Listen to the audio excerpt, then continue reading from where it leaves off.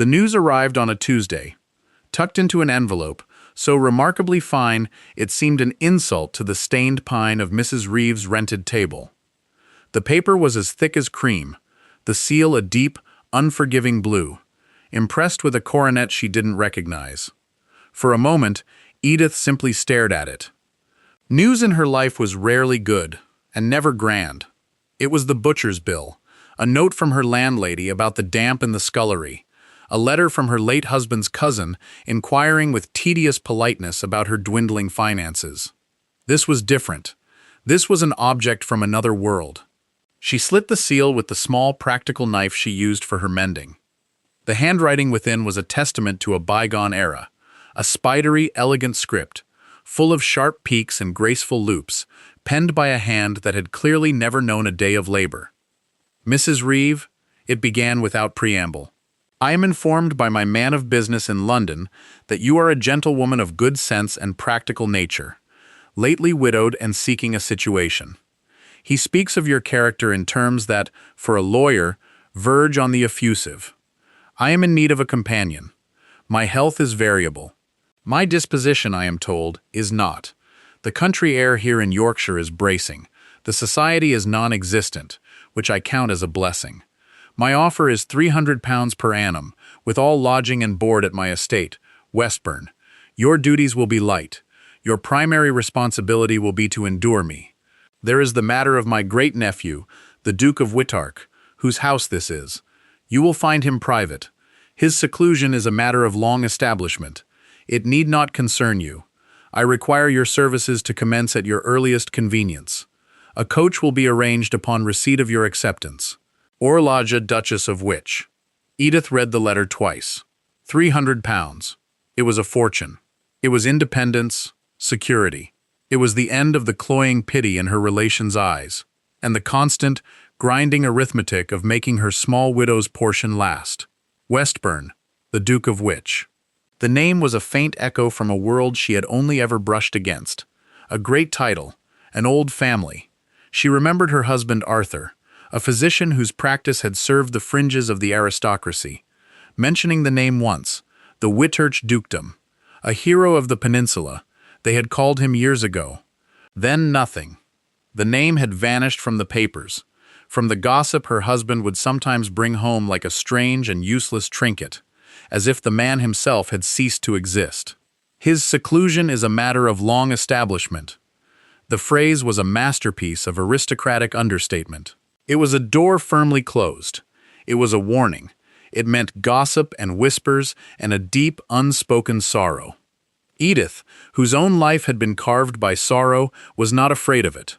What she was afraid of was poverty, the slow, creeping erosion of her personhood into a state of dependency. She looked around the small, tidy room. Her books, Arthur's medical texts beside her own volumes of poetry, were neatly shelved. The chair she sat in was her own, the small writing desk her own. They were the last vestiges of a life that had been full, and then suddenly was not. Arthur had been a good man, a kind man. His death from a sudden fever had been a brutal amputation. It had left her with a competence of mind and a deep, aching void where the easy companionship of her marriage had been. She was 28 years old and felt she had already lived a lifetime, a companion to a dowager. It was a respectable fate, a quiet shelving of a life not yet half lived. But the letter hinted at something more. The bracing air, the non-existent society, and the Duke, the secluded Duke. The sentence meant to be a deterrent was to Edith a strange sort of lure, a problem to be observed, if not solved. Her mind, trained by Arthur in the arts of diagnosis, of looking for the root cause beneath the symptom, was intrigued. She did not deliberate for long. Practicality was the bedrock of her nature. She took out a sheet of her own plain, respectable paper, dipped her pen, and wrote her acceptance. She informed the Dowager Duchess she could be ready to travel in a week. The week passed in a flurry of quiet activity. She settled her accounts, packed her few trunks, and sold the furniture she could not take with her. Saying goodbye to the familiar weight of Arthur's desk was the hardest part. It felt like a final severance. She stood in the empty room, the key in her hand, and felt a pang of pure fear. She was stepping off the edge of her known world. The coach that arrived was not merely a coach. It was a statement, lacquered in a black so deep it seemed to drink the light, with the ducal crest on the door. It was drawn by 4 perfectly matched grays. The world of Westburn had reached out and claimed her. As she settled against the plush velvet squabs, the sheer, unthinking luxury of it was disorienting. It was the kind of wealth that did not need to announce itself. It simply was. The journey north was long. England unrolled outside her window, the tidy fields of the south giving way to the starker, more dramatic beauty of the north. The roads grew worse, the hills steeper. Finally, after 3 days of travel, the coach turned off the main post road and onto a private drive. They passed through gates of magnificent wrought iron, sagging slightly on their hinges and green with lichen. The drive beyond was rutted, the great oaks and beeches that lined it growing too close, their branches tangling overhead, creating a long green tunnel. The parkland on either side was beautiful, but wild, the grass overgrown, bracken creeping in from the edges. It was an estate of immense size and immense neglect. It had the air of a place holding its breath. Then the house appeared. Westburn was not beautiful. It was magnificent. A vast, sprawling edifice of gray stone, built over centuries.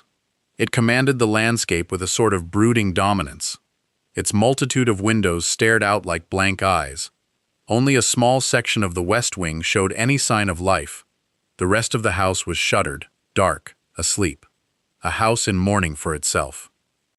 The coach pulled to a stop before the grand entrance, the horse's hooves echoing in the profound silence. A footman, his livery immaculate but aged, opened the door.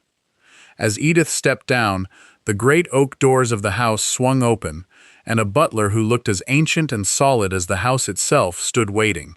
"Mrs. Reeve," he said, his voice a low rumble. "Welcome to Westburn. Her Grace, the Dogger Duchess, is expecting you." He led her inside. The scale of the entrance hall was breathtaking. It rose 2 stories to a coffered ceiling, from which a great, dust-shrouded chandelier hung like a fossil. The air was cold, still, and smelled of stone, beeswax, and something else, the faint, dry scent of disuse. Her footsteps and the butler's were the only sounds. It was quieter than a church, a mausoleum. They passed closed door after closed door. Portraits of long-dead earls and dukes in ruffs and wigs and armor watched her progress from the shadows, their painted eyes seeming to follow her. The silence was not peaceful. It was heavy, weighted. Finally, the butler stopped and opened a set of double doors. "Mrs. Reeve, my lady," he announced. The room she entered was a shock. Where the rest of the house was dim and cold, this chamber was filled with light and warmth. A fire blazed in the hearth, and every surface was cluttered with books, needlework, porcelain figures, and pots of flowering plants. It was an island of defiant life in a sea of slumber. In the center of it all, in a high-backed wing chair, sat a woman who could only be the Dogger Duchess of Witch. She was tiny, ancient, and dressed in a severe black silk that made the diamonds at her throat and on her gnarled fingers seem all the more brilliant. Her face was a fine web of wrinkles, but her eyes, a startlingly intelligent blue, were very much alive. So, the Duchess said, her voice crisp and clear, "You are Mrs. Reeve. You are younger than I expected." "I am 28, Your Grace," Edith replied, giving a small curtsy. "An excellent age, old enough to have sense, young enough not to be set in your ways. Sit down, child. The journey is a trial. You will take tea." It was not a question. The butler, who had been waiting silently, withdrew. Edith sat in the chair opposite the Dogger, her spine straight. She felt as though she were being assessed, weighed, and measured. "My man of business described you as practical," the Dodger continued, her sharp eyes missing nothing. "Are you?" "I believe so, Your Grace." "Good. I have no time for hysterics. And you are a physician's widow. Did you learn anything from your husband? Anything useful? I mean, not just how to bill his patients."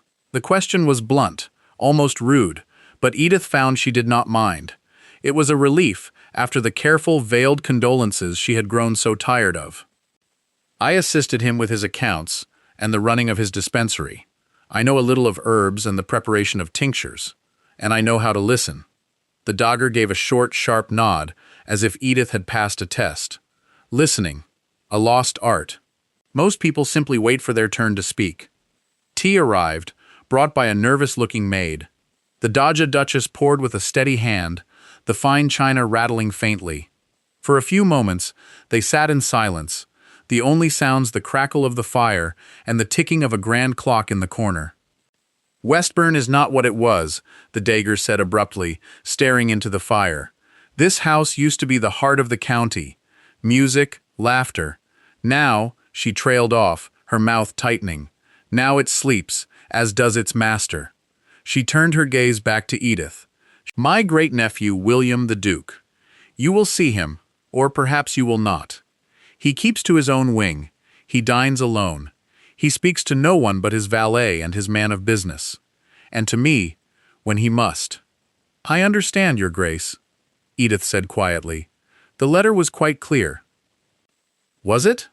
The dogger's smile was thin and humorless. "No, Mrs. Reeve, it was not. It was a polite fiction. The truth is never clear. It is a tangled, wretched thing. The truth is that a war I never understood stole the boy I knew and sent back a duke, a title in the shape of a man." The intensity in the old woman's voice was startling.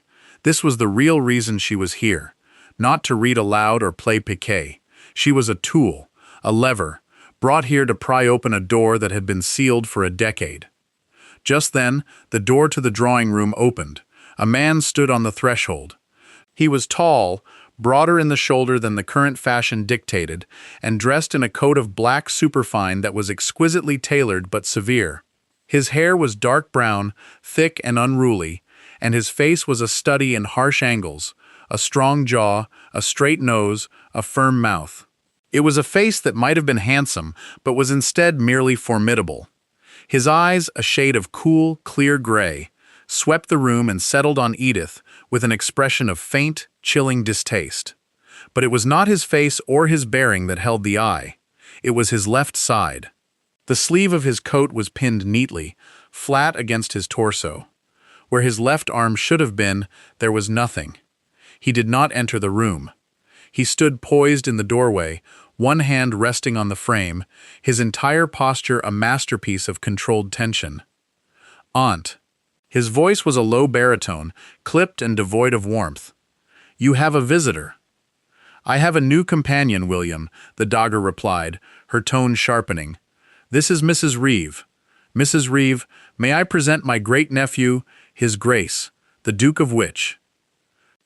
Edith rose and gave another small curtsy. She kept her eyes on his face, not on his shoulder. It was a deliberate choice. She would not be one of the starers. The Duke gave a nod, so infinitesimal it was almost an insult. His gaze did not linger on her. It was as if she were a piece of furniture his aunt had acquired, and an unwelcome one at that. "I trust she will be comfortable," he said, the words addressed to the air between them. "She will be," the dogga snapped. "No thanks to the state of the guest wing. I have had rooms prepared for her here in this part of the house." A flicker of something, annoyance, resentment, crossed his face. "As you wish." He did not say another word. He simply turned and was gone, his footsteps receding down the long, silent corridor. The emptiness he left behind was more potent than his presence had been. Edith slowly sat down, her heart beating a little faster than she would have liked.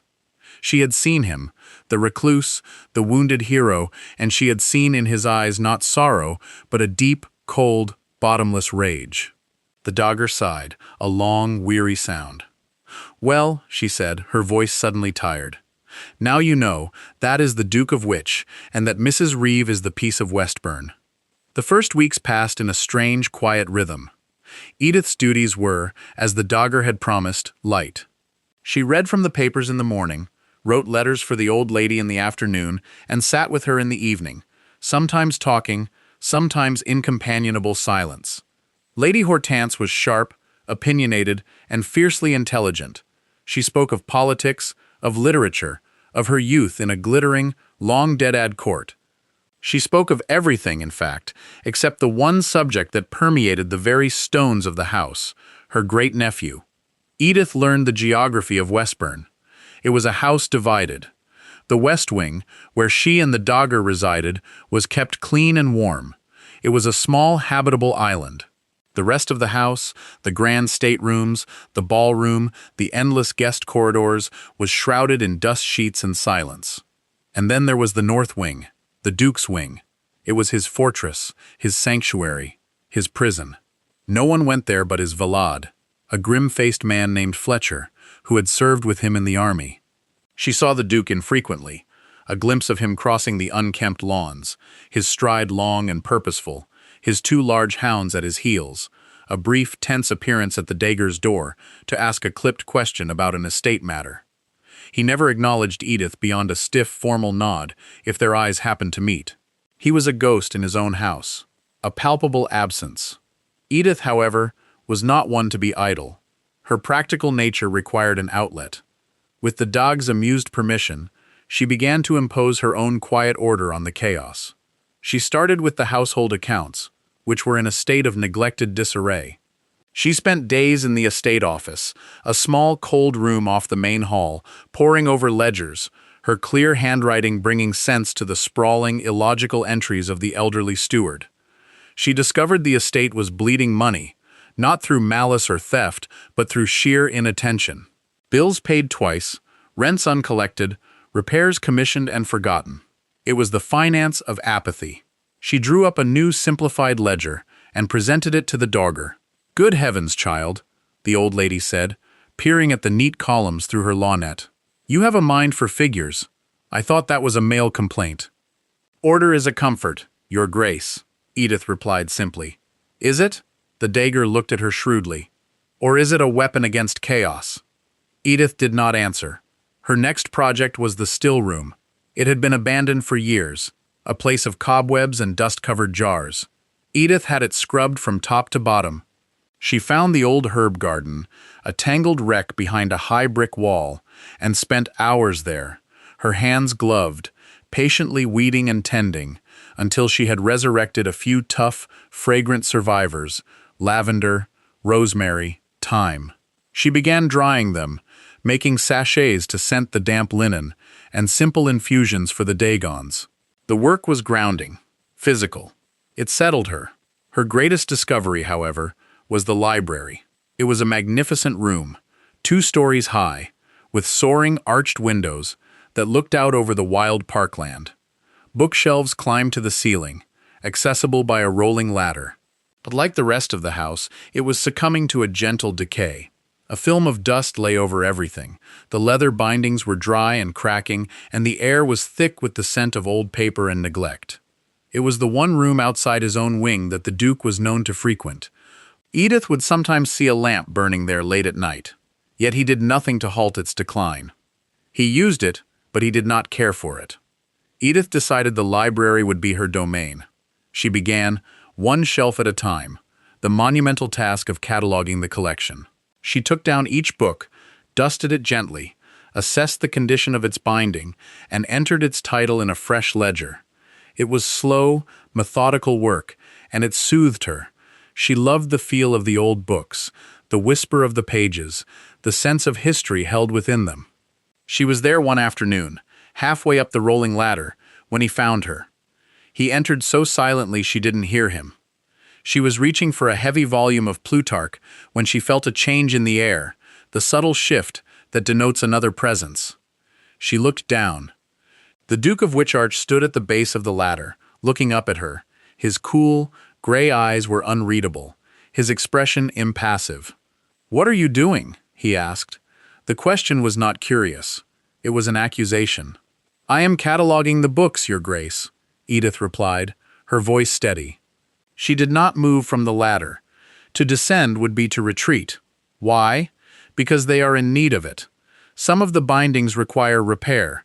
Without a catalog, there is no way to know what is even here. He gestured vaguely at the thousands of volumes surrounding them. It is a futile exercise. Most of these books have not been opened in a century. Edith looked from the book in her hand to his face. She saw the tension in his jaw, the rigid control in his posture. He was a man braced for a blow that had already fallen. "Order is never futile, Your Grace," she said, her voice softer than she intended. "It is a form of peace." The words hung in the dusty, sunlit air between them. She had expected a sharp retort, a dismissal. Instead, he was silent. He looked away from her, his gaze sweeping over the chaotic shelves as if seeing them for the first time. For a long, stretched moment, he said nothing. A muscle worked in his jaw. Then, without another word, he turned and walked out of the library, his boots echoing on the polished floor. Edith remained on the ladder, her heart pounding. It was the longest conversation they had ever had, and in it she had seen the first infinite decimal crack in the fortress of his solitude. She looked down at the heavy book in her hands. It suddenly felt less like a task and more like a beginning. The small moment in the library did not precipitate a sudden change. The Duke did not seek her out, nor did he begin to frequent his aunt's drawing room. The vast, silent house continued in its somnolent state.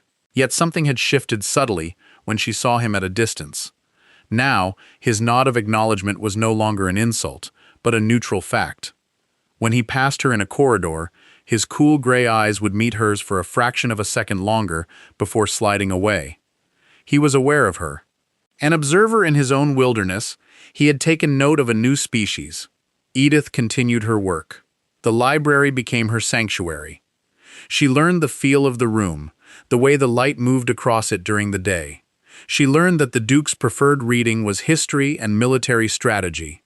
He would take a book from a shelf and leave it on a reading table, a silent communication that he had been there. She would find it, note its title, and return it to its proper place. They had a strange, silent partnership in the care of the books. She began to notice the small, practical difficulties his injury caused him. She saw the faint tremor of frustration in his right hand as he tried to manage a large, unwieldy folio. She saw how he angled his body to shield his left side, a constant, unconscious act of defense. She saw the way his valet Fletcher would anticipate his needs, opening a door, placing a glass just so, cutting the meat on his plate before it was brought to him in his private dining room. The Duke's life was a carefully constructed edifice designed to minimize the humiliation of needing help. Edith never offered help. Pity, she knew, would be an unforgivable offense. It would be to see only the injury, the absence. Her husband Arthur had taught her that a physician's greatest tool was not sympathy, but clear-eyed observation, to see the patient, the whole person, not just the ailment. Instead of offering help, she made small, unobtrusive changes. She located a heavy row-iron bookstand in a dusty corner of the library and had it polished and placed near his preferred reading chair. It was an old design, one that could hold a book open, its pages weighted down, allowing it to be read with one hand. She did not mention it, she simply put it there. A week later, she saw him using it, his long fingers resting on the page. He did not look up as she passed, but she felt his awareness of her. When the Dodger asked her to consult a particular book of architectural drawings stored in a high cabinet, Edith made sure to place the rolling ladder on the right side of the cabinet so it could be mounted and held with a strong right hand. They were tiny, almost invisible acts of consideration. Competence, not coddling. She was making the world fit him rather than asking him to struggle against a world designed for two hands. One rainy afternoon in late autumn, a crisis arose. Not a grand crisis, but a small domestic one that at Westburn felt like a major event. A message arrived from a tenant farmer, a man named Hobbs, whose cottage roof was leaking so badly one of the bedrooms was unusable. His wife was expecting a child, and the damp was a real danger. The steward, an elderly man named Dawson, who was long past his prime, had dismissed the farmer's concerns. The Dagger, upon hearing of it from a distraught housemaid whose sister was married to Hobbs, was incensed. "Dawson is a fool," she declared, "and my nephew is blind. He pays the man to manage the estate and assumes it is managed. This cannot stand. Edith, you will go and speak to William." Edith's heart sank. "Me, Your Grace. Yes, you. He won't listen to me. He will think I'm meddling. He will dismiss Dawson. But you have a practical head on your shoulders. You will not approach it as a tragedy, but as a problem of logistics. Go." Armed with a reluctant sense of duty, Edith made her way towards the north wing. It was territory she had never entered. The corridor grew colder, the air more still. She felt like an intruder. She found the Duke not in his private study, but in a small, stark room that contained little more than a workbench, a set of maps, and several polished pieces of what looked like disassembled clockwork. He was bent over the intricate mechanism, a jeweler's loop in his right eye, his single hand moving with surprising dexterity among the tiny cogs and wheels. He did not seem surprised to see her. He straightened up, removing the loop from his eye. "Mrs. Reeve, Your Grace, I apologize for the intrusion. Fletcher would not have permitted it if it were not important." "What is it?" She explained the situation with the Hobbs cottage, keeping her tone calm and factual. She detailed the leak, the damp, the impending birth. She did not embellish. She did not speak of suffering. She spoke of water ingress and compromised timbers. He listened, his expression hardening. Dorson was informed of this 2 weeks ago, I believe, and he did nothing. It was a statement, flat and cold. "The man is past it. I will dismiss him." "And the roof, Your Grace?" Edith pressed gently. "Dismissing the steward will not keep the Hobbs family dry tonight." He gave her a sharp look. "I am aware of that, Mrs. Reeve. I will send men from the estate tomorrow. Forgive me, Your Grace, but the forecast is for more rain. Tomorrow may be too late to prevent further damage, and the cost of repair will be greater." She held out a sheet of paper she had prepared. "I took the liberty of looking at the accounts. There is a builder in the village, a Mr. Ames, who has done work for the estate before. He is reliable. I have estimated the cost of timber, slate, and 2 days' labor. It is not an insignificant sum, but it is less than the cost of rebuilding a collapsed roof and treating a child for lung fever." He took the paper from her. His hand was steady, the fingers long and elegant. He studied her neat figures, his brow furrowed in concentration. The silence in the small, cold room stretched out. He was being challenged, not on his authority, but on his practicality. She had brought him not a problem, but a solution. Finally, he looked up. His gray eyes were not angry. They were assessing. "You think of everything, Mrs. Reeve. I try to think of what is necessary, Your Grace." It was quiet for another moment. "This room," he said, gesturing to the half-repaired clock. "It is my penance, an exercise in frustration, to train one hand to do the work of two. It requires patience, method, an understanding of the mechanics of the problem." He looked back at the paper she had given him. "You have approached this in the same way." He walked to the door. "Fletcher," he called. The valet appeared instantly. "Take a note to Dorson. Inform him he is to pay a voucher to Mr. Ames of the village for the immediate repair of the Hobbs cottage roof. The amount is not to exceed this estimate." He handed Fletcher the paper. "And send a cart with dry firewood and blankets to the farm at once." "Yes, Your Grace." Fletcher disappeared. The Duke turned back to Edith. He stood before her, a formidable figure in the dim light. "You did not come to me wringing your hands over the plight of the poor. You came to me with a ledger and a solution. Why?" Edith chose her words with care. "Because the plight of the poor is a matter for charity, Your Grace. A leaking roof on your property is a matter of responsible management. They are not the same thing." A strange expression crossed his face. It was the ghost of a smile, a flicker of something that was not bitterness. "No," he said slowly. "I suppose they are not." He held her gaze for a beat longer. In that moment, she felt as if he were truly seeing her for the first time. Not as his aunt's companion, not as a female presence in his house, but as an individual, an equal in mind, if not in rank. "Thank you, Mrs. Reeve," he said. The words were quiet, but they landed with the weight of a pronouncement. She inclined her head. "Your Grace." As she walked back down the cold corridor to the warmth of the West Wing, she felt a sense of triumph that was entirely out of proportion to the small victory of a repaired roof. She had met the Duke on his own ground, the ground of logic, competence, and control, and he had not dismissed her. He had listened. Later that evening, as she sat with the dogger, the old lady looked at her over the rim of her teacup. "The roof is being mended, I hear." "Yes, Your Grace." "Did he bite your head off?" "No, he was reasonable." "Reasonable?" The dogger snorted.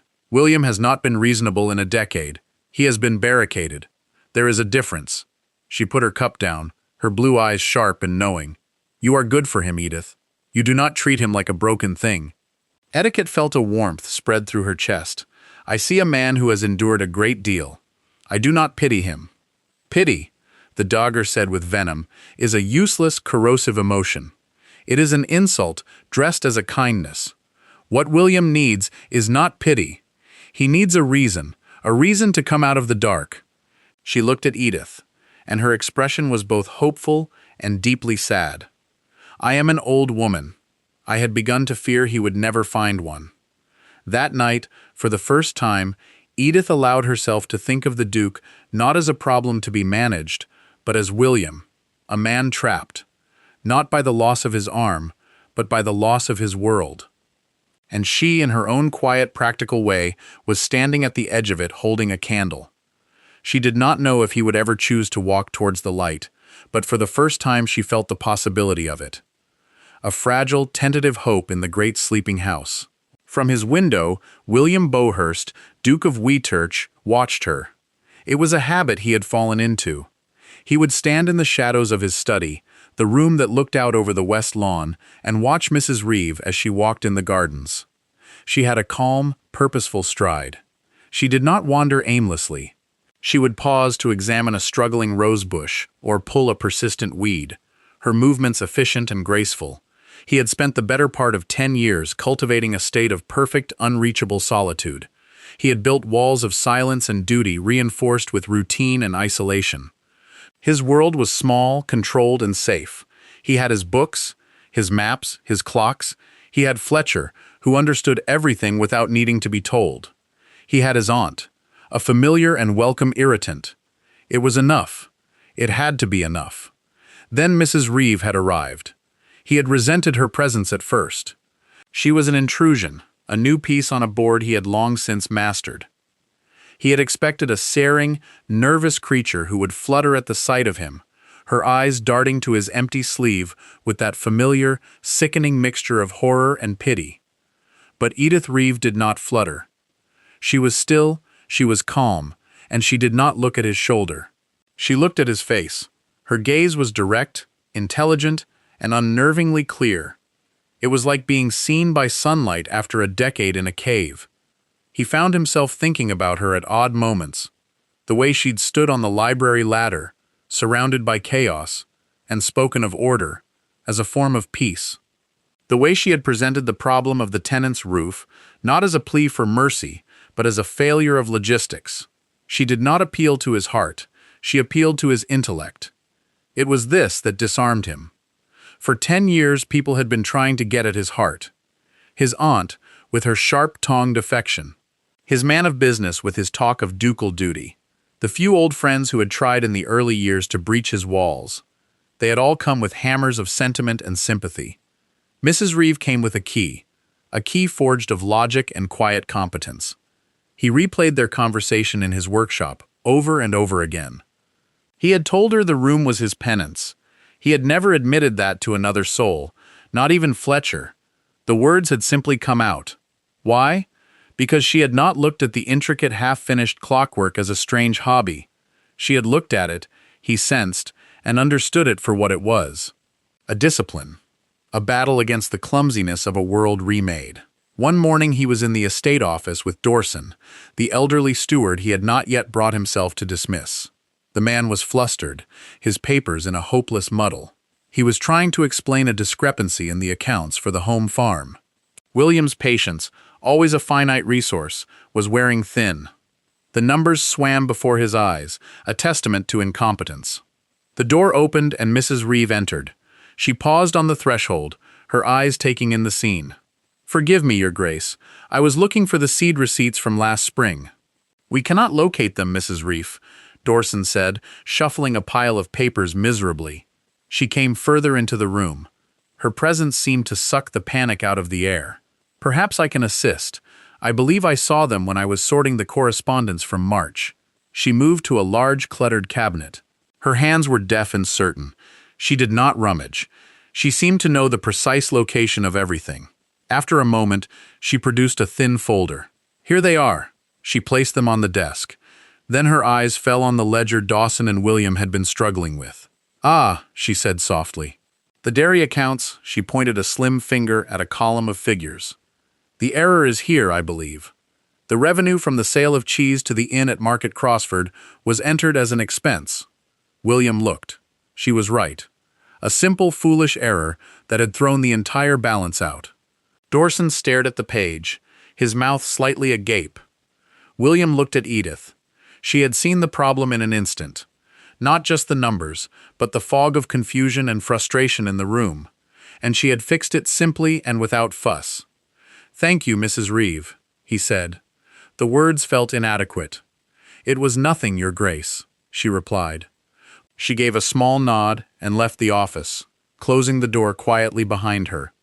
Dawson let out a long breath. "A remarkable woman, Your Grace. A mind like a steel trap, but gentle with it." William said nothing. He stared at the corrected ledger. A mind like a steel trap. Yes, but it was more than that.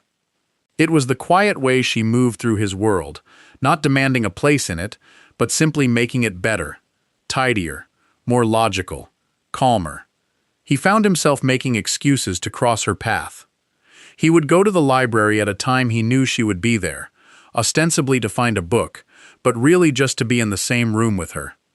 They rarely spoke, but the silence in the library when she was there was different from the silence when he was alone. His was an empty silence. Theirs was a shared quiet, a peace. One afternoon he came upon her in the walled garden. She was on her knees, her skirts protected by a rough apron, patiently clearing a bed that had been choked with weeds for years. Her brow was furrowed in concentration, a smudge of dirt on her cheek. He stopped a few feet away. His hounds, who normally growled at any stranger, sat at his side, watching her with placid interest. She looked up, startled. A flush rose in her cheeks as she saw him. She started to get up. "Don't," he said, the word sharper than he intended. "Don't stop on my account." She settled back on her heels, her hands resting on the trowel in her lap. "I am attempting to see if the old rose varietals can be saved. Your Grace." "My grandmother's roses," he said, his voice quiet. He had not thought of them in years. He remembered his grandmother, a woman much like his aunt or Tense, tending these very beds. It was a memory from another life, a life with two hands, a life before the war. "Some of them are still strong," Edith said. "They just need light and air. They just need light and air." The simple phrase struck him with the force of a physical blow. He looked from the tangled, struggling rosebush to her face, illuminated by the pale afternoon sun. He looked at her, capable, earth-stained hands. She was not just talking about roses. Was it that simple? Could the tangled, overgrown wilderness of his own life be reclaimed with something as basic as light and air? "My grandmother was a great gardener," he said, the admission surprising him. She believed anything could be brought back to life with enough patience. "She sounds like a wise woman," Edith replied softly. They fell silent. The only sounds were the sing of a rook in the high branches of a beech tree and the distant bleating of sheep. It was not an awkward silence. It was a moment of profound, unspoken understanding. He was the Duke of Witch, the master of this vast, decaying world. She was a paid companion, a widow with no fortune, and yet in this forgotten garden there was simply a man and a woman looking at a broken thing and seeing the possibility of life. He felt a sudden sharp desire to tell her everything, to explain the cold rage that had been his only companion for a decade, to tell her about the flash, the noise, the sudden shocking absence where his arm had been, to bare the phantom limb that throbbed and burned with an unseen agony, to confess the gnawing shame of his own survival when so many others had fallen. But the habit of silence was too deeply ingrained. The words refused to form. Instead, he managed, "It's growing cold. You should go inside." She met his gaze, and for a fleeting moment he was certain she could perceive the tempest of unspoken thoughts churning in his eyes. Her expression held a profound, quiet compassion, yet it was not pity. He understood the distinction now. Pity looked down. What he saw in her eyes was a shared humanity. "Yes, Your Grace," she replied, and began to gather her tools. He watched her retreat toward the house, her posture erect, her gait steady. He lingered in the garden long after, the cool air caressing his face, his dogs resting their heads on his knees.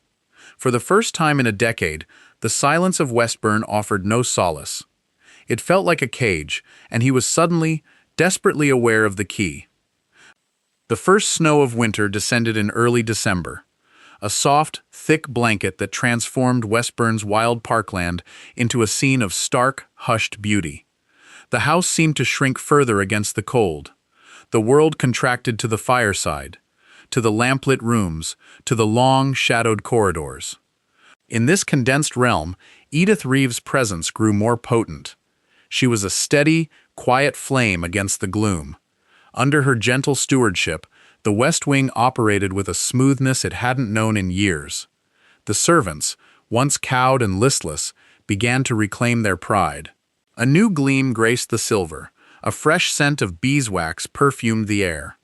These were minor details, yet they were far from insignificant. They were the signs of a house slowly beginning to breathe again. William found himself subtly orchestrating his days to intersect with hers. A stroll on the terrace during her customary hour for fresh air, a visit to the library when he knew she'd be engrossed in her cataloging. These were not assignations, they were observations. He was studying her, seeking to comprehend the source of her calm. He learned to decipher the subtle cues of her moods, a slight tension in her shoulders when fatigue set in, a thoughtful frown when grappling with columns of figures, the rare, lovely curve of her lips when one of the dagger's sharp, witty anecdotes amused her. He, who had spent a decade observing nothing but the landscape of his own inner world, was now a student of another. The dagger watched them both with her shrewd, knowing eyes, but for once she remained silent. She seemed to grasp that this fragile, tentative connection was a delicate thing, easily shattered by a single misplaced word. She simply continued to create opportunities for them to occupy the same space. Her strategic mind was as sharp as ever.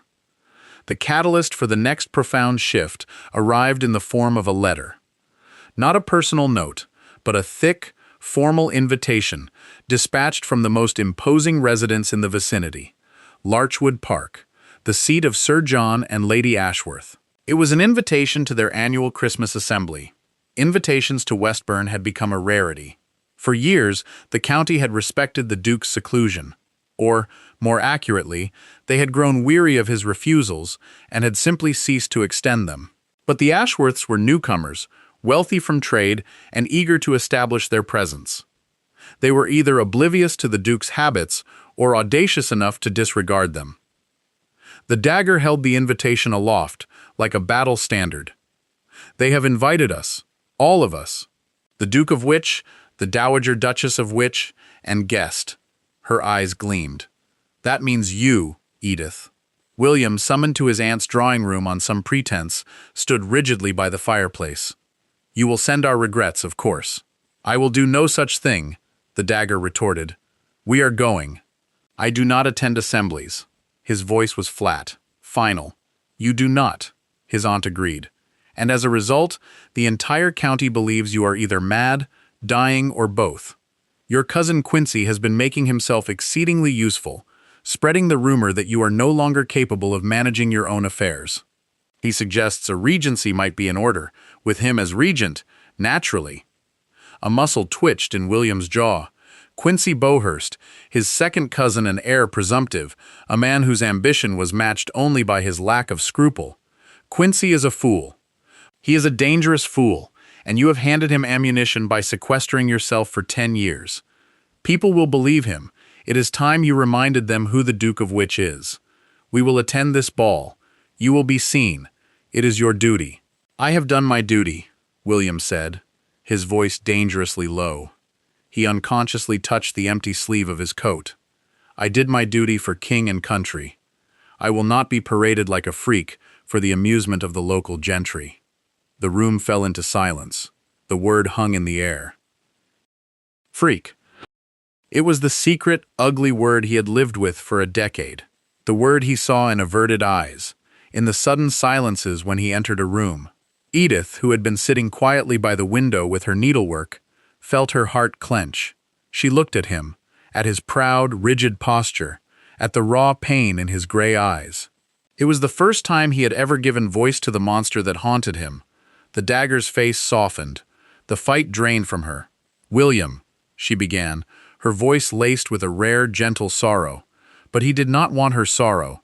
He turned on his heel. "Send the regrets," he commanded, and strode from the room. The dagger sighed, her shoulders slumping. She looked old and defeated. "I push him too hard. But if he does not fight back, men like Quincy will devour this estate. They will pick it clean." She looked at Edith, her eyes pleading. "He will not listen to me." Later that day, Edith found him. She knew where he would be: the ballroom. It was a vast, magnificent room, its parquet floors coated in a film of dust, its gilded mirrors tarnished, its chandeliers draped in holland cloth like sleeping specters. It had not been used since before the war. It was the epicenter of the house's sorrow. He stood in the center of the room, bathed in the fading light from the tall, grimy windows, staring at his own faint reflection in a tarnished mirror. He was a dark, solitary figure in a cavern of dead memories. Edith made no sound as she approached. She stopped a few feet behind him. "Your Grace," she said softly. He did not turn. "If you have come to lecture me on duty, Mrs. Reeve, you may save your breath. I have had enough of duty for one day." "I have not come to speak of duty," she said. "I have come to speak of courage." That made him turn. He faced her, his expression guarded, wary. "What would you know of courage?" "I know that there are different kinds," she replied, her voice even, her gaze direct. "I know there is the courage of the battlefield, of facing fire and steel. I have heard the stories of your bravery. You have that kind in abundance." She took a step closer. The space between them felt charged, electric. "But there is another kind of courage. There is the courage of the everyday, the courage to face a room full of whispers, the courage to endure the stares, the courage to live in a world that is no longer made for you, and there is the courage to simply be seen as you are." He stared at her, his face a mask of stone, but she could see the flicker of turmoil in his eyes. She was naming things he had never dared to give voice to himself. "They say you were a soldier, Your Grace," she continued, her voice dropping lower, more intimate. "A soldier's courage is not a single act on the battlefield that earns a medal. Sometimes the bravest thing a soldier can do is to come home, to walk back into the world. Your aunt is wrong. You should not go to this ball for duty, or to spite your cousin. You should go for yourself, to show them and to show yourself that you are still here." She paused, letting her words settle in the vast, silent room. "I am not asking you to dance, Your Grace. I am not asking you to make pleasant conversation. I am simply asking you to be present, to stand in that room and let them look. Their whispers cannot hurt you. Their pity cannot touch you. You are the Duke of Witch. You are more than your injury. It is time you remembered that." She had said her piece. She had laid her argument before him, as she had with the leaking roof, with logic and clarity. But this was not about timber and slate. This was about the very architecture of his soul. He did not reply. He simply stood there, his single hand clenched into a fist at his side, his gaze fixed on her face. He looked at her as if she were a puzzle he could not solve, a strange and unexpected variable in the long, bleak equation of his life. Edith held his gaze for a moment longer. Then she gave a small nod, turned, and walked away, leaving him alone with her words in the gathering dark of the dead ballroom. She did not know if she had succeeded, but she had shown him her own courage, the courage to speak the truth to a man who had wrapped himself in silence. And now the choice was his. The night of the Ashworth's assembly arrived, cold and clear, the stars like chips of ice in the black sky. Edith did not know until the last moment whether the Duke would go. There had been no word, no sign. An hour before they were due to depart, she sat in the dagger's drawing room, dressed in a gown of deep gray silk, a modest dress she had owned for years. The dagger was resplendent in purple velvet, and her formidable diamonds, her expression grim. The carriage had been ordered, but the master of the house was nowhere to be seen. "He's not coming," the dagger said, her voice flat with disappointment. "I was a fool to hope." At that moment, the door opened. Fletcher stood there. "His Grace is ready, my lady," and behind him William appeared. He was dressed in immaculate evening attire, a coat of the blackest wool, a waistcoat of white silk, a cravat tied with stark precision. The severity of the black and white made him look taller, more formidable than ever. His dark hair was brushed back from his face, and his cool gray eyes were shadowed. His jaw was set. His empty sleeve was pinned with its usual neatness. He looked like a figure from a Gothic novel, the dark, brooding lord emerging from his tower. He was terrifying and magnificent. He did not look at Edith. He addressed his aunt. "The carriage is waiting. We should not be late." The dagger's face was a mask of astonishment and relief. She rose. Her composure recovered in an instant. "Of course, William." The journey to Larchwood Park was made in near total silence. The dagger seemed too afraid to break the spell. William stared out of the window into the dark, his face unreadable. Edith sat opposite him, her hands clasped tightly in her lap. She felt a strange mix of apprehension and pride. He had come. He had made the choice. Larchwood Park was a blaze of light and noise. Carriages lined the drive, and the sound of music and laughter spilled out into the cold night air. It was everything Westburn was not, alive, loud, and glittering. As they stepped out of the carriage, Edith felt a tremor of fear. This was the world she was asking him to face. She glanced at William. His face was pale, but his expression was resolute. He had put on his title like a suit of armor. Their entrance into the ballroom caused an immediate and palpable sensation. A wave of silence rippled out from the door, followed by a rising tide of whispers. Every head turned. Every eye was on the Duke of Witch, the mythical recluse returned from the dead. They stared at his face, his severe black coat, and inevitably, at his left side. William stood for a moment on the threshold, his gaze sweeping the room. His face was a mask of cold aristocratic hauteur. He seemed to see no one. He offered his right arm to his aunt. "Maman?" The dowager placed her hand on his arm, and together they began to move into the room. Edith trailed a step behind, a small gray shadow in their wake. It felt like walking into a battle. The whispers were like arrows. "Good God, it's him. I never thought to see him again. Look at his arm. The poor man. They say he's not right in the head." William gave no sign that he heard. He moved through the crowd as if parting water, his expression unchanging. He led his aunt to a pair of chairs near the patronesses, seated her, and then stood beside her, a grim, solitary sentinel. No one approached him. They stared, they whispered, but they kept their distance as if he were surrounded by an invisible wall of ice. Edith stood beside him. She did not know what else to do. She felt the stares as keenly as he must, the weight of 100 pairs of eyes. She lifted her chin. She would be a part of his wall. She would stand with him and meet their gazes with her own quiet dignity. Sir John and Lady Ashworth bustled over, their faces wreathed in triumphant smiles. They had snared the county's greatest prize. "Your Grace! What an honor! We are so delighted you could grace us with your presence," Lady Ashworth gushed. "Lady Ashworth," William said, his voice clipped. He gave a stiff bow.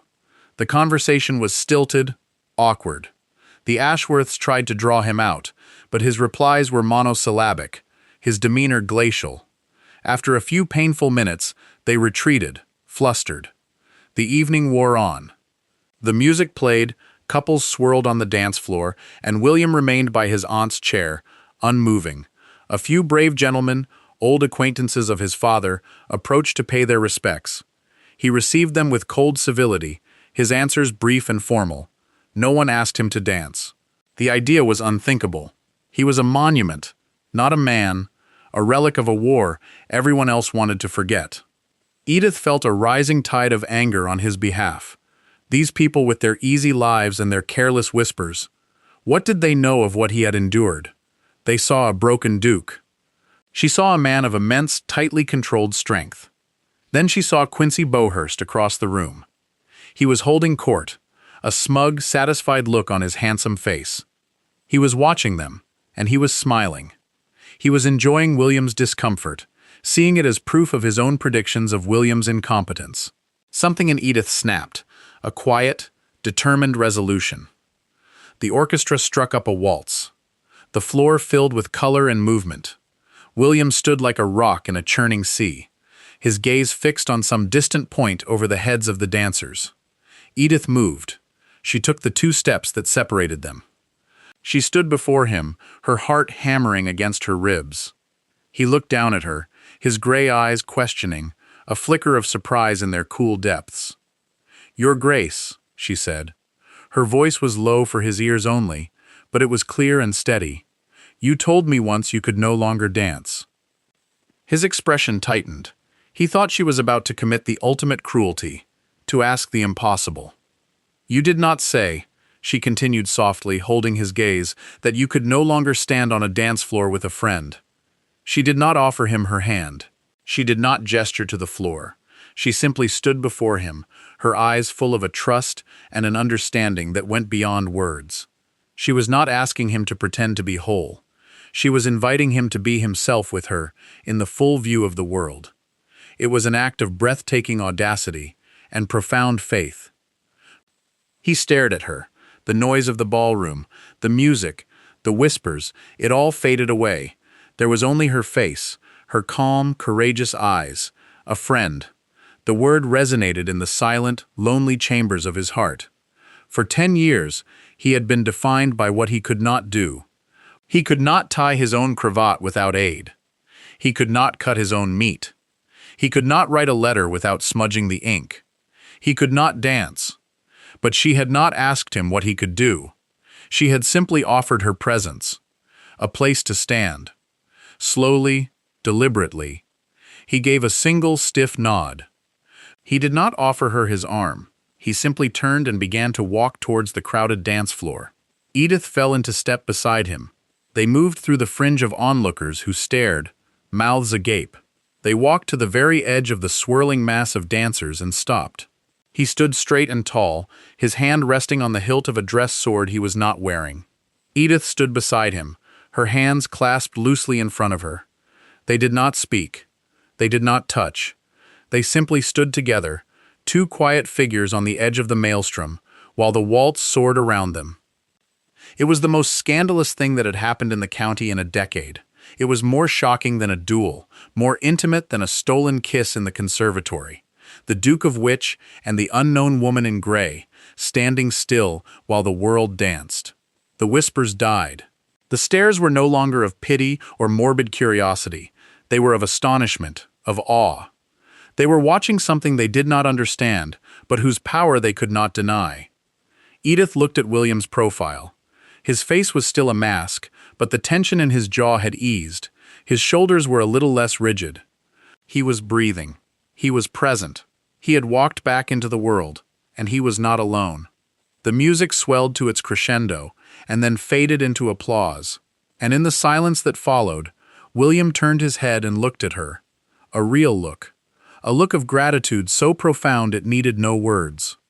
And for the first time, she saw the ghost of a real smile touch the corner of his mouth. It was the barest flicker of a thing, but it was there. It was a beginning. The drive back to Westburn was as silent as the journey out, but the quality of the silence had changed. It was no longer tense and apprehensive. It was deep, resonant, and peaceful, a silence of shared experience. When they arrived, the dowager, pleading fatigue, retired to her rooms almost immediately, but not before giving Edith's hand a sharp, meaningful squeeze.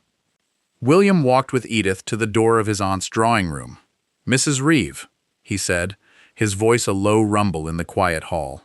"Your Grace? Thank you." It was only 2 words, but they contained a world of meaning. "There is no need for thanks, Your Grace," she replied softly. "I was glad to stand with my friend." She used the word again deliberately. She saw something shift in his eyes, a lowering of the guard. "Edith," he said, her given name sounding strange and wonderful on his lips. "My name is William." Her heart gave a lurch. This was another threshold crossed, another door unlocked. "William," she repeated. It felt right. He gave her that same infinitesimal nod he had given her on the dance floor. "Good night." "Good night, William." She went into the drawing room and stood by the dying fire, her hand pressed to her chest. She had gone to the ball expecting to be a shield. She had not expected to find a friend. She had not expected to hear him say her name. The great sleeping house of Westburn felt for the first time full of a quiet, thrilling possibility. The morning after the assembly, the atmosphere at Westburn was irrevocably altered. The spell of inertia had been broken. It was as if a window had been thrown open in a sealed room, letting in a draft of fresh, clean air. William began to emerge from his wing. He took his breakfast, not in his solitary dining room, but in the small morning room that adjoined the dowager's suite. At first, he would simply sit with the paper, speaking little, but he was there. His presence was a new fact in the household's daily equation. He started to walk the estate with a new purpose, not just for exercise with his dogs, but with the eye of a master. He had long, difficult conversations with Dorson the steward. A week after the ball, the old man was retired with a generous pension, and a new, younger, more vigorous man was hired from an estate in the next county. William involved Edith in his plans. He would unroll maps and plans on the great table in the library and ask for her opinion, not on matters of architecture or agriculture. He was the expert there, but on the human side of the estate, which tenants were reliable, which families were struggling. She had, in her quiet way, learned more about the people of Westburn in a few months than he had in 10 years. "You are my eyes and ears, Edith," he told her one afternoon as they looked over a plan to repair a row of cottages near the village. "I have been blind for too long." Their conversations were rarely personal. They spoke of drainage and crop rotation, of roof timbers and rents, but beneath the practical surface, a deeper conversation was taking place. They were learning the rhythms of each other's minds. She learned to appreciate his sharp, logical intellect, his deep-rooted sense of responsibility that had been buried under years of pain and anger. He learned to rely on her calm judgment, her quiet empathy, her unerring sense of what was right.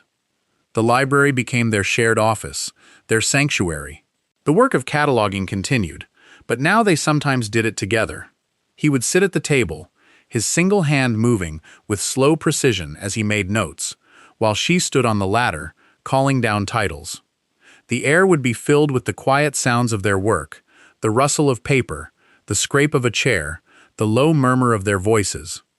It was a kind of domesticity that was more intimate than any drawing-room flirtation. One day he came into the library to find her struggling to lift a heavy box of books down from a high shelf. "Allow me," he said, moving to her side. Before she could protest, he reached up with his right arm. The muscles in his shoulder and back bunched with the effort. For a moment, she thought the box was too heavy, too awkward. But then he got it balanced, his jaw tight with concentration, and lowered it safely to the floor. He stood there for a moment, breathing a little heavily, a faint sheen of sweat on his brow. He did not look at her. He seemed embarrassed by the effort, by the demonstration of his own limits. Edith did not say, "Thank you," or "Are you all right?" She simply said, "The folio editions of Dryden. I knew they would be heavy." She treated his feat of strength as a simple practical matter, stripping it of any drama or pathos. He looked at her then, a look of profound relief and gratitude in his eyes. She understood. She always understood. She did not see a struggle. She saw a task accomplished. As the weeks turned into months and winter began to soften towards spring, the changes in William became more pronounced. The harsh lines of his face began to relax. The coldness in his eyes was often replaced by a look of quiet contemplation. He still did not smile easily, but the ghost of a smile she had seen at the ball made more frequent appearances. He began to reclaim the house. One day, he ordered the dust sheets taken off the main drawing room. The next week, the great saloon. The windows were unshuttered, the furniture polished, the rooms aired out. Light and life were creeping back into the dark corners of Westburn. He still wore his injury like a piece of himself, an undeniable fact of his body.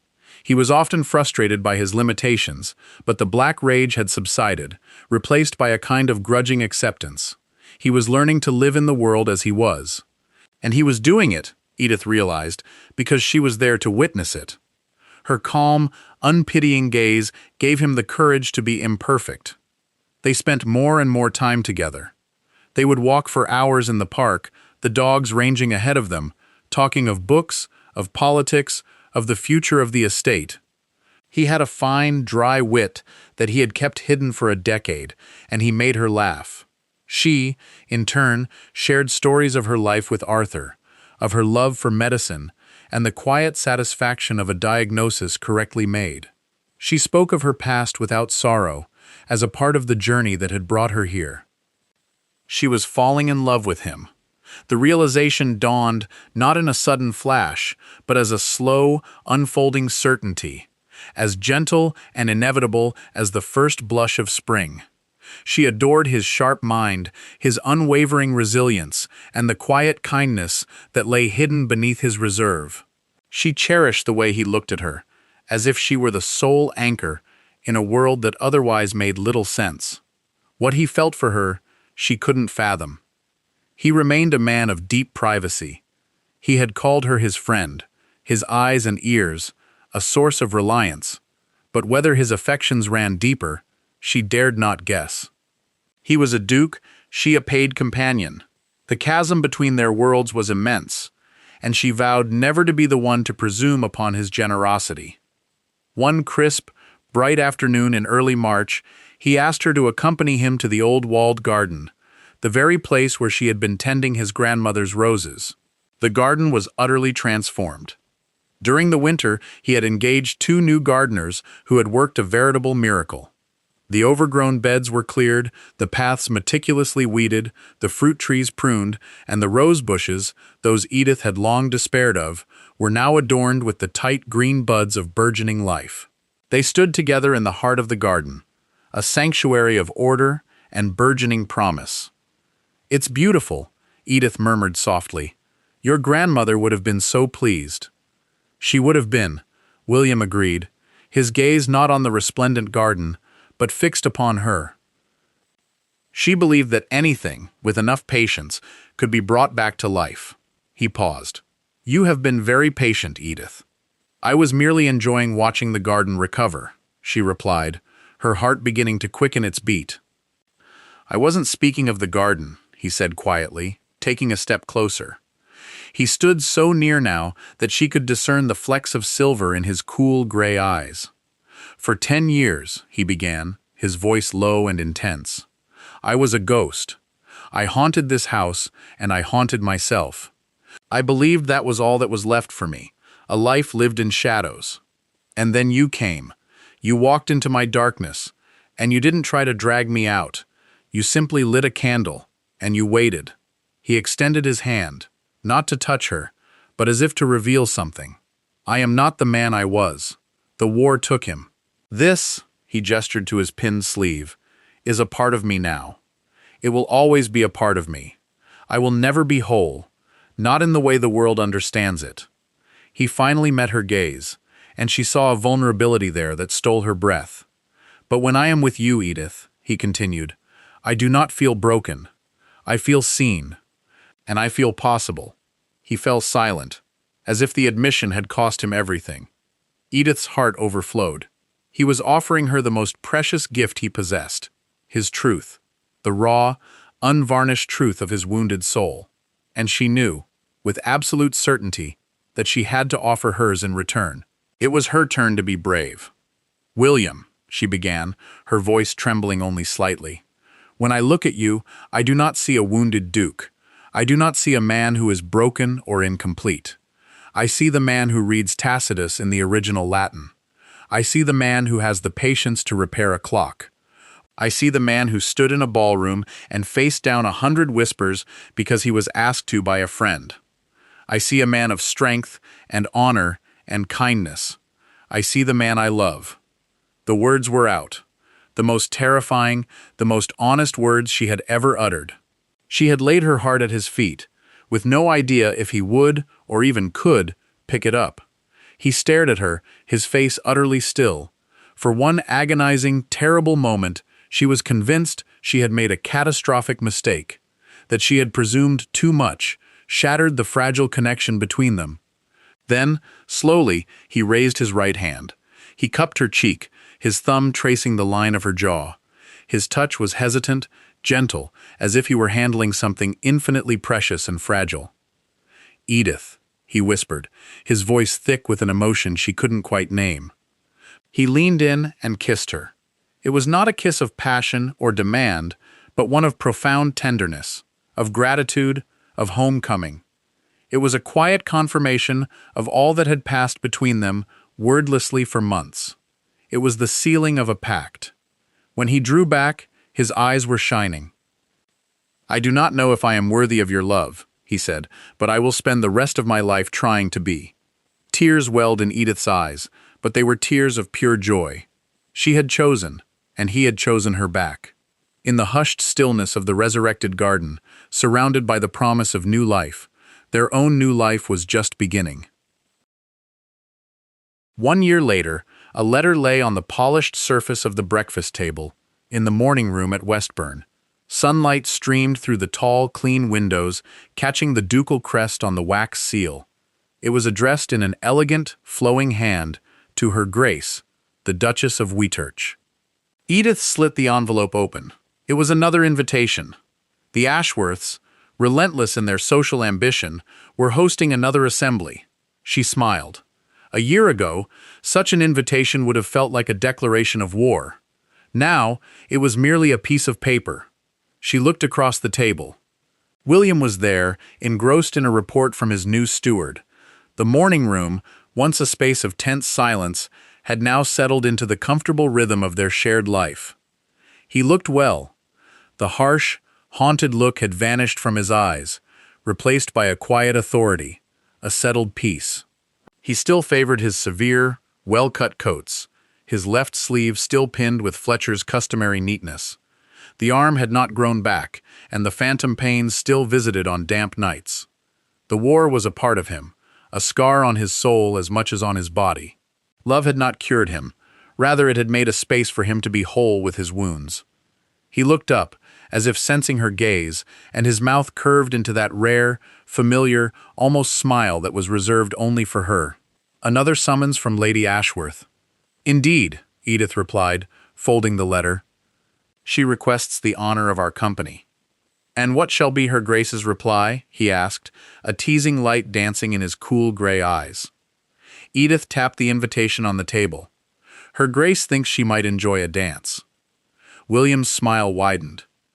He rose from his chair and came around the table to stand behind her. He rested his hand on her shoulder, his warmth seeping through the fabric of her dress. Together, they looked out of the window at the grounds of Westburn. The parkland was no longer a tangled wilderness, but a landscape of managed beauty.